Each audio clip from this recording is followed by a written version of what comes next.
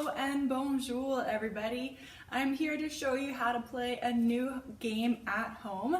This game is called Garage Spikeball. Okay, now it doesn't need to be played in a garage, but for this purpose, that's where we're gonna play it. I'll let you get creative with where you play. To play this game, you need a ball. That could be a small ball like this, or it could be a large ball like a volleyball. The size of the ball is going to change the level of the game. So if you want to make the game easier, get a bigger, lighter ball. If you want to make the game harder, choose a smaller ball. The other thing you're going to need is some chalk, all right? If you happen to have a trampoline or a spike ball set, then you could use that instead of the chalk. All right, so I've got my chalk here. So what I'm going to do is draw a nice big circle on the ground. That's gonna be our target or our net.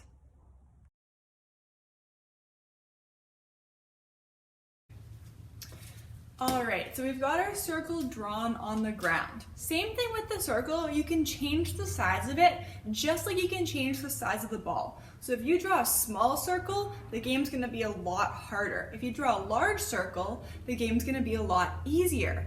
Now the circle could also be replaced with a spike ball net or with a mini trampoline. So here's how this game works. I'm gonna first start with this ball in my hand. My other hand is going to be flat, just like this, and I'm going to spike the ball downward to hit the net. Now, when that ball bounces back up, my teammate, the other person I'm playing with, is going to try and hit that ball up into the air, again with a flat hand, and we're gonna try and keep it up 5 times for 5 hits together as a team before we hit it back down to the net.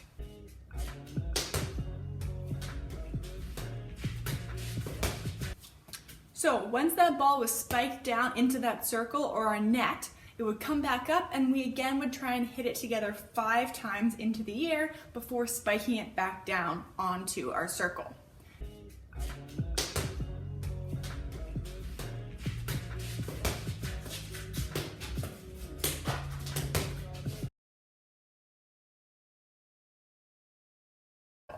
Now that is the recreational version of this game, and you can continue to play like that and see how long you can go without the ball dropping.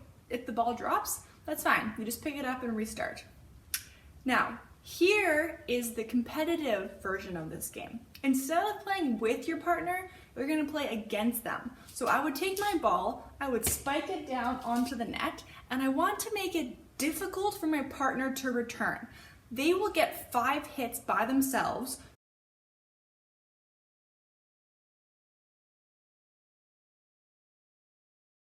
to try and hit that ball up and smack it back down, spike it down onto the net or onto our circle so that I can't return it. And we'll go back and forth until the ball drops onto the ground. So it would look like this.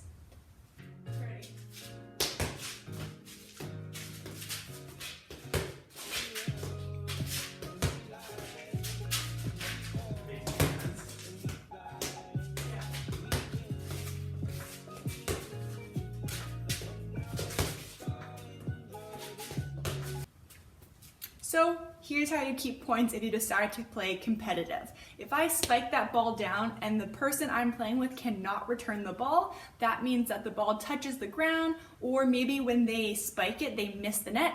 That is 1 point for me. That means I get the ball again. So I'm going to serve again, and I can do that 3 times in a row. Once I've served 3 times in a row and scored every time, I'm gonna give that ball to my partner so that they can try and serve, and I will serve receive.